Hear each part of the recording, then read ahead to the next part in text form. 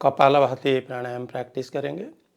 कपालभाति प्राणायाम practice करने से पहले ये चीज़ सावधानी रखना है कि जो माताएं हैं मेंस्ट्रुअल साइकिल में नहीं करना है, जिनको रिसेंटली सर्जरी हुआ है वो प्रैक्टिस नहीं करेंगे, और जिनको हाई बीपी हार्ट प्रॉब्लम है बहुत सावधानी के साथ इसका अभ्यास करना है।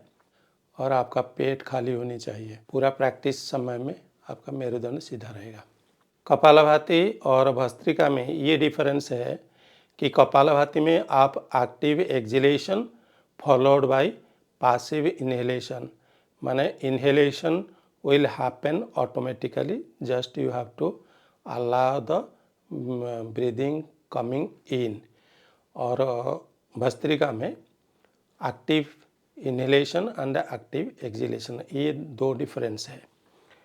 जब भी आप कपालभाति प्रैक्टिस करेंगे, श्वास छोड़ते समय आपका एब्डोमेन को फ्लैप करना है, इसी में कंसंट्रेट करना है।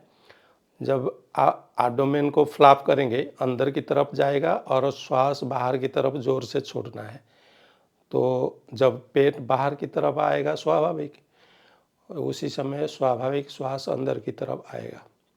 ये पासिव इनहेलेशन, इसी को फॉलो करना है। पहले ऑब्जर्व कीजिए, देखिए कैसे करना है।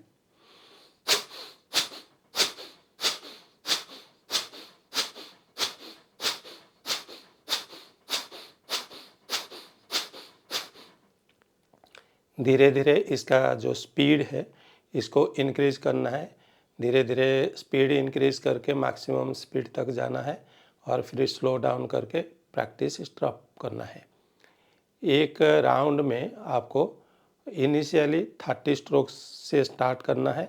50 स्ट्रोक्स तक आप ले सकते हैं इसको, 50 बार एक राउंड में ले सकते हैं। जब थोड़ा सा एडवांस हो जाएंगे तब एक राउंड में आप 100 स्ट्रोक दे सकते हैं। रेडी हो जाइए, चलिए प्रैक्टिस करते हैं। Sit relaxly.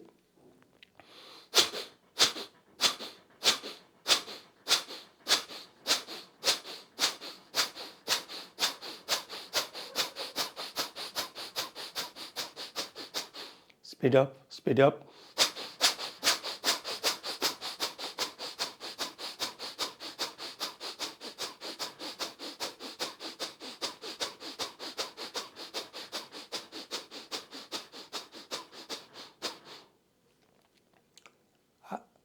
तीस बार के बाद after 30 stroke stop the practice. Vital point, just feel the automatic stoppage of breathing.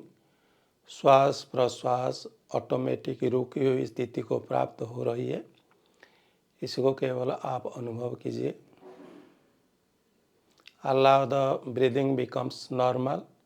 Just श्वास प्रश्वास ऊपर मन को केंद्रित कीजिए, आपका श्वास प्रश्वास स्वाभाविक हो जाएगी।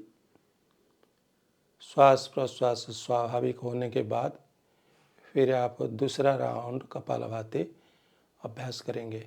इसी प्रकार का आपको 3 राउंड कपालभाति अभ्यास करना है। एक राउंड में 30 स्ट्रोक्स इनिशियली, देन 50 तक ले जाइए, फिर 100 तक ले जाइए। ये था कपालभाति। कपालभाति के बाद आप नेक्स्ट प्रैक्टिस में जा सकते हैं।